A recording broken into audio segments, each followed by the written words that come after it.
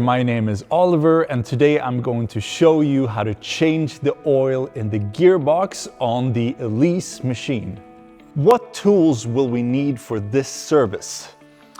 CLP 150 transmission oil, 1/4 ratchet with Allen key 6, container for drained oil, filling funnel for new gear oil,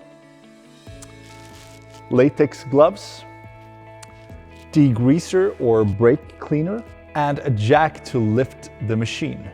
From our factory, the gearboxes come standard filled with 1.4 liter of transmission oil.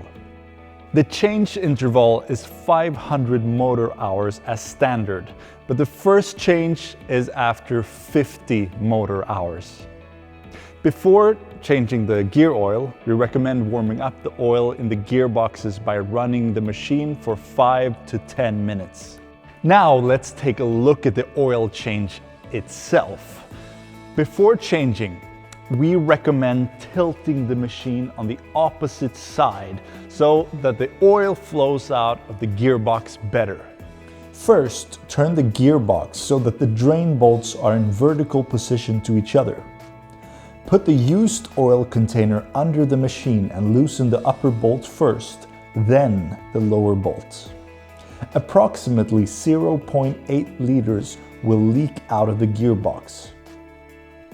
When the specified amount of oil is drained, we turn the gearbox so that the bolts are in position 10 minutes to 4 in the sense of the position of the clock hands on the dial. The machine must be on a level surface when backfilling.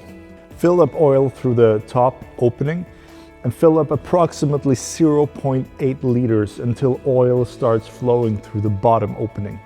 Then immediately fit the lower bolt and then fit the upper filling bolt. Congratulations, you have successfully changed the oil in the gearbox. Now repeat the procedure for the remaining 3 gearboxes. If you have any questions, please contact us at service@first.green and we'll be happy to help you.